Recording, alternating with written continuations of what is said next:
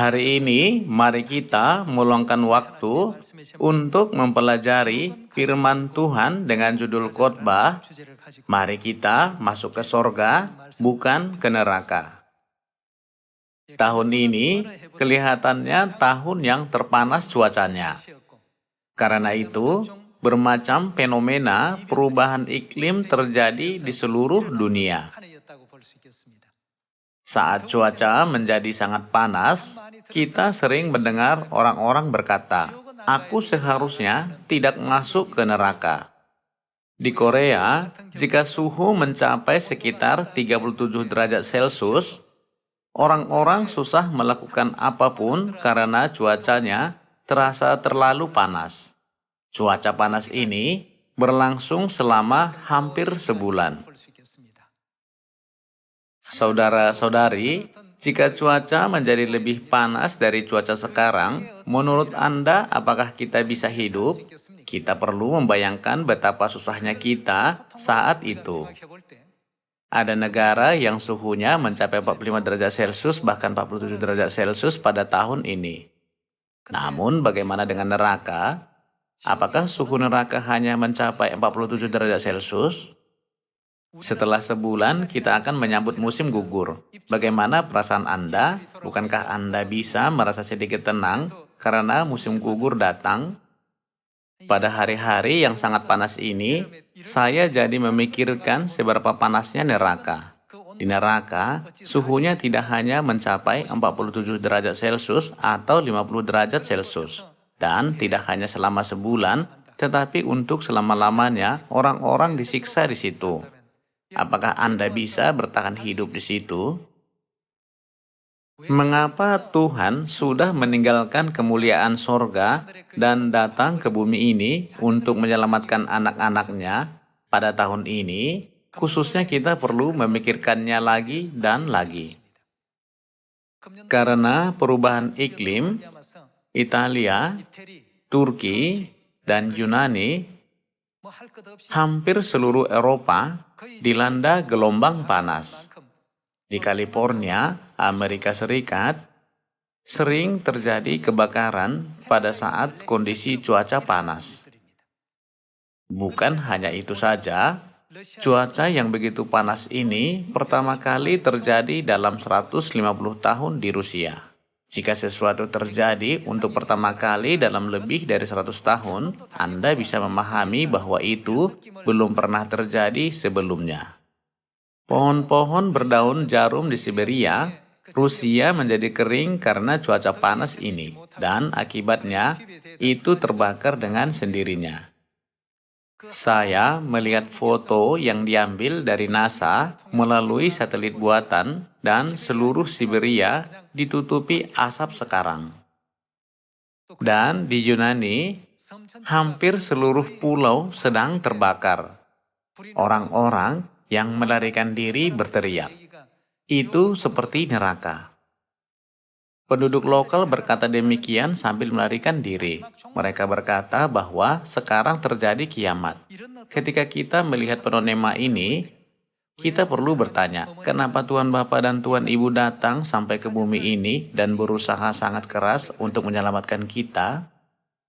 Sekarang suhu mencapai hanya 37 derajat Celcius dan kita tidak bisa tidur. Pada sore, suhu sedikit turun. Meskipun begitu, kita susah tidur karena panas dan menghidupkan kipas angin atau AC.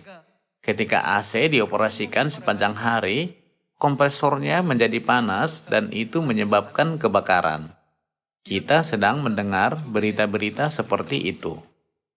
Begitu saya melihat kejadian-kejadian itu, tiba-tiba pertanyaan muncul dalam pikiran saya. Berapa derajat Celcius panasnya di neraka? Berapa parahnya kesakitan di situ? Anak-anak Sion tidak boleh melakukan sesuatu yang membawa mereka ke neraka dan tidak boleh memiliki pola pikir yang menyebabkan mereka ke neraka. Kita harus berfokus pada perlombaan Injil yang memimpin kita ke kerajaan sorga yang dibuka oleh Bapa dan Ibu. Kita harus memikirkan bagaimana kita bisa menyelesaikan perlombaan itu dengan baik, bukan? Anggota keluarga Sion sering mengucap syukur kepada Tuhan dengan berkata, "Terima kasih atas berkat-Mu agar kami tidak masuk ke neraka." Saudara-saudari, walaupun kita hidup di bumi ini sangat sulit, apakah kesulitan itu bisa dibandingkan dengan neraka? Jadi, mari kita selalu bersemangat. Walaupun kehidupan kita sekarang dan keadaan kita sekarang bersusah payah, kita tidak boleh kehilangan harapan akan kerajaan sorga. Kita harus mengharapkan kerajaan sorga dan mengokohkan iman kita dengan berpikir, hidup ini sebentar dan akan berakhir. Jadi, aku harus masuk ke dalam kerajaan sorga yang mulia. Mari kita lebih bersemangat lagi dalam perlombaan ini. 2000 tahun yang lalu, Yesus datang ke bumi ini dan menunjukkan kepada kita keinginannya bahwa anak-anak surgawi tidak akan masuk ke neraka. Mari kita baca Lukas pasal 16. Pasal 16 ayat 19 kita baca. Ada seorang kaya yang selalu berpakaian jubah ungu dan kain halus, dan setiap hari ia bersukaria dalam kemewahan. Dan ada seorang pengemis bernama Lazarus, badannya penuh dengan borok, berbaring dekat pintu rumah orang kaya itu, dan ingin menghilangkan laparnya dengan apa yang jatuh dari meja orang kaya itu. Malahan anjing-anjing datang dan menjilat boroknya. Kemudian matilah orang miskin itu, lalu dibawa oleh malaikat-malaikat ke pangkuan Abraham. Orang kaya itu juga mati, lalu dikubur. Dan sementara ia menderita sengsara di alam maut, ia memandang ke atas dan dari jauh dilihatnya Abraham dan Lazarus duduk di pangkuannya. Lalu ia berseru, katanya, "Bapa Abraham, kasihanilah aku. Suruhlah Lazarus supaya ia mencelupkan ujung jarinya ke dalam air dan menyejukkan lidahku, sebab aku sangat kesakitan dalam nyala api ini." Orang kaya itu sangat kesakitan. Ayat 25. Tetapi Abraham berkata, "Anak, ingatlah bahwa engkau telah menerima segala yang baik sewaktu hidupmu, sedangkan Lazarus segala yang buruk. Sekarang ia mendapat hiburan dan engkau sangat menderita. Selain daripada itu, di antara kami dan engkau terbentang jurang yang tak terseberangi, supaya mereka yang mau pergi dari sini kepadamu ataupun mereka yang mau datang dari situ kepada kami tidak dapat menyeberang." Kata orang itu, "Kalau demikian, aku minta kepadamu Bapa, supaya engkau menyuruh dia ke rumah ayahku, sebab masih ada 5 orang saudaraku, supaya ia memperingati mereka dengan sungguh-sungguh agar mereka jangan masuk kelak ke dalam tempat penderitaan ini." Orang kaya sedang meminta kepada Tuhan untuk menghidupkan Lazarus yang telah mati dan mengutusnya kepada saudara-saudaranya agar mereka bisa mendengar tentang tempat penderitaan itu. Ayat 29 kita baca. Tetapi kata Abraham, "Ada pada mereka kesaksian Musa dan para nabi. Baiklah mereka mendengarkan kesaksian itu." Jawab orang itu, "Tidak Bapak Abraham, tetapi jika ada seorang yang datang di antara orang mati kepada mereka, mereka akan bertobat." Kata Abraham kepadanya, "Jika mereka tidak mendengarkan kesaksian Musa dan para nabi, mereka tidak juga akan mau diyakinkan, sekalipun oleh seorang yang bangkit dari antara orang mati." Saudara-saudari, mari kita mengambil waktu untuk memahami hati orang kaya itu.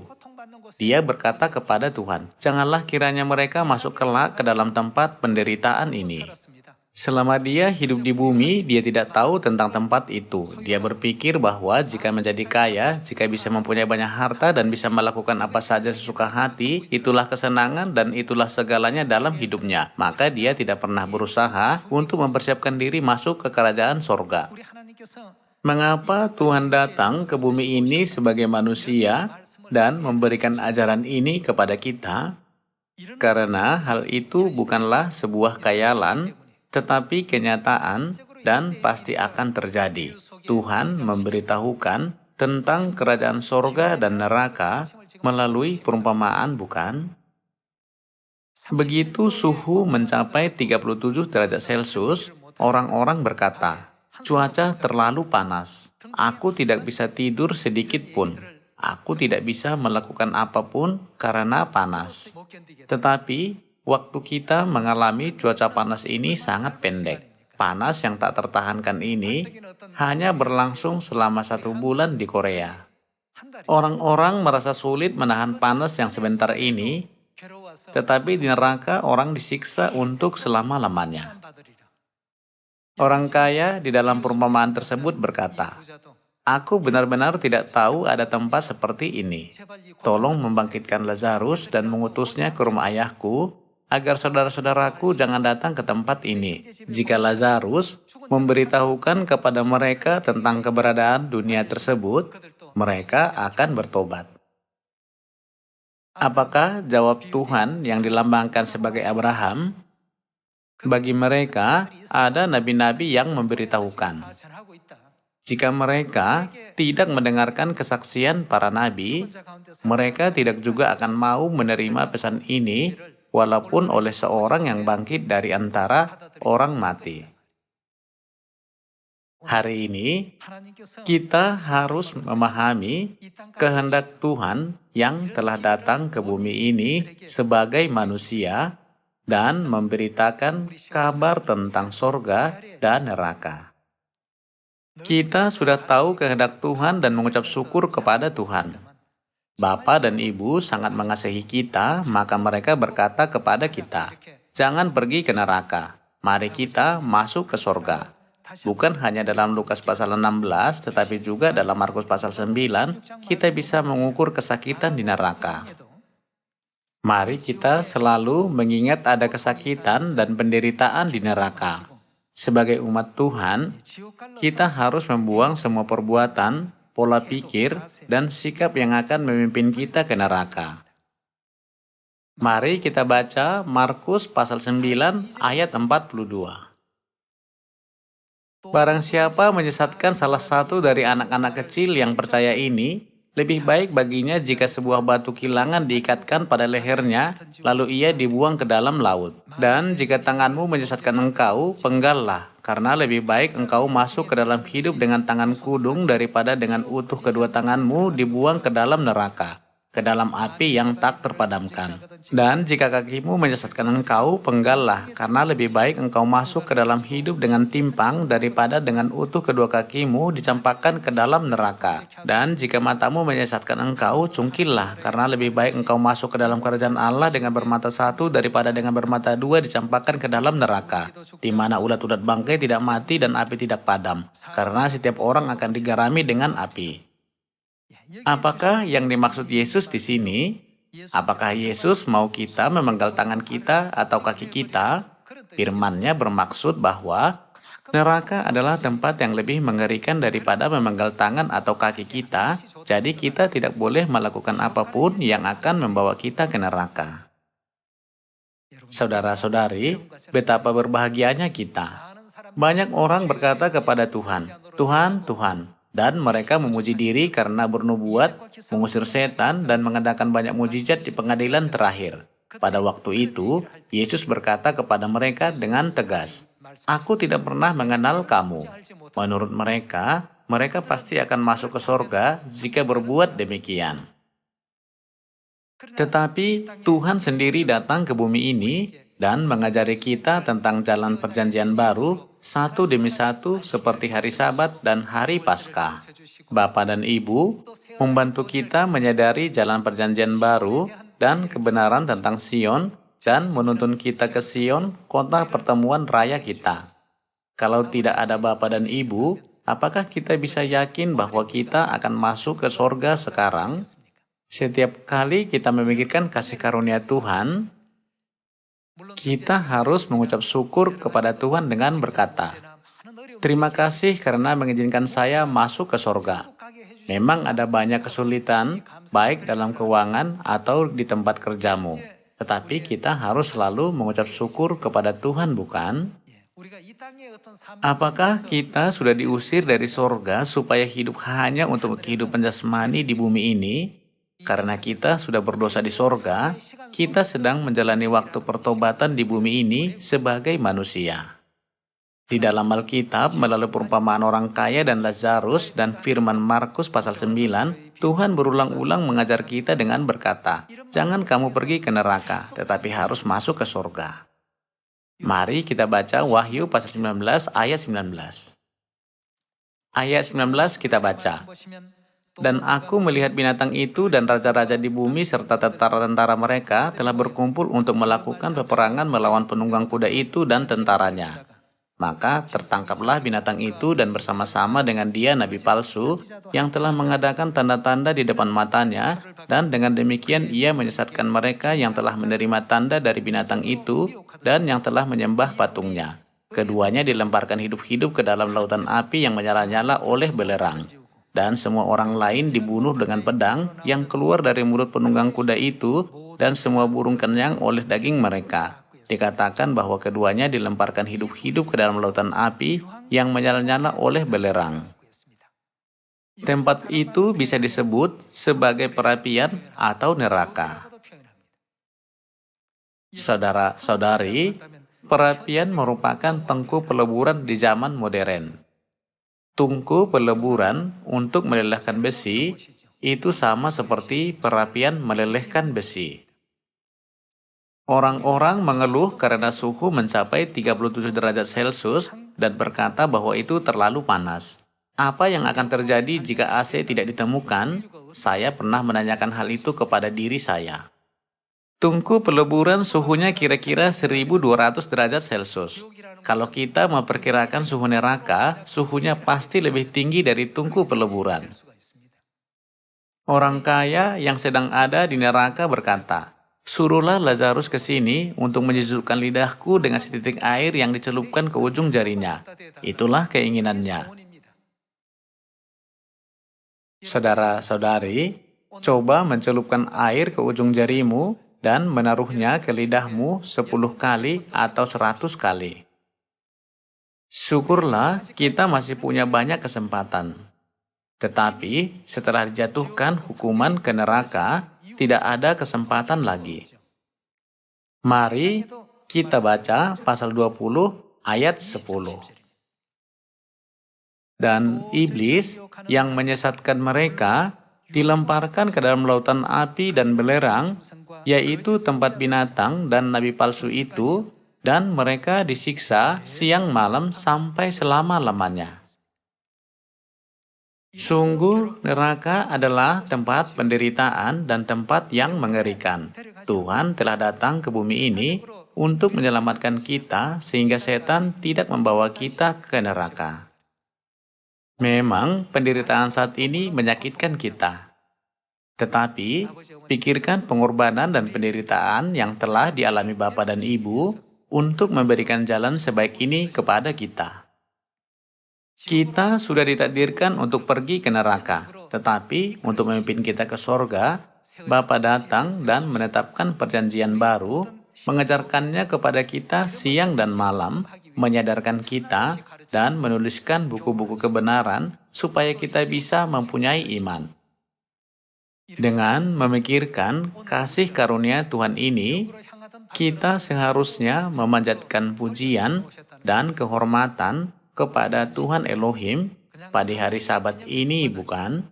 Bukankah kita harus memperingati hari Sabat, hari Sang Pencipta ini?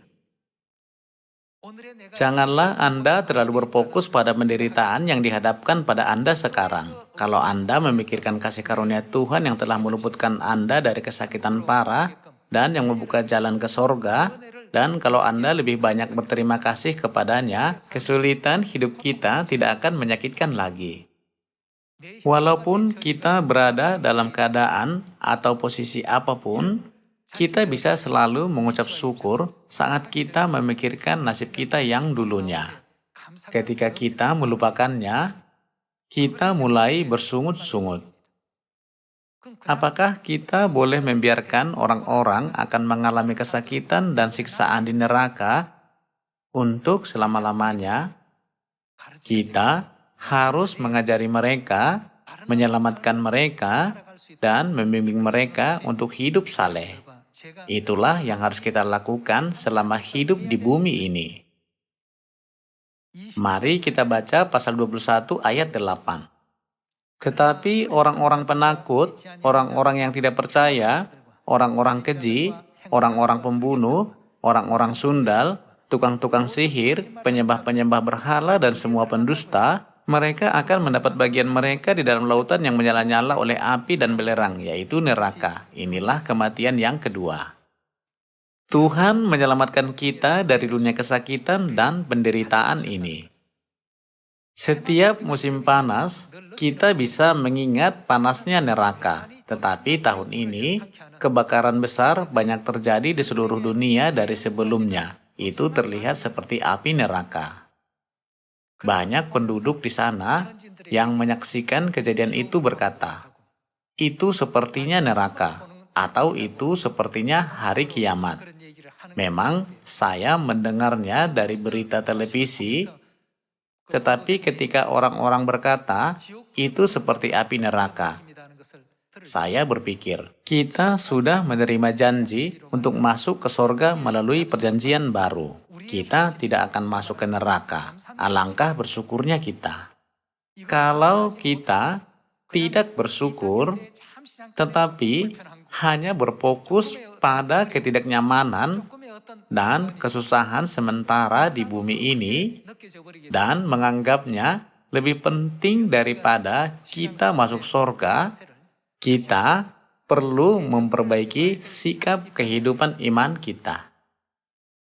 Ada masa depan yang cerah menanti kita. Ingatlah, hambatan sekarang hanya sementara dan pasti akan tiba saat di mana semua hambatan itu tidak akan ada lagi. Seperti yang tertulis di dalam Wahyu pasal 21, Bapa dan Ibu menjanjikan kita dunia yang mulia di mana tidak ada lagi maut, tidak ada lagi perkabungan, ratap tangis, dan duka cita. Pada hari Sabat ini, mari kita percaya dan mempunyai harapan akan janji tersebut.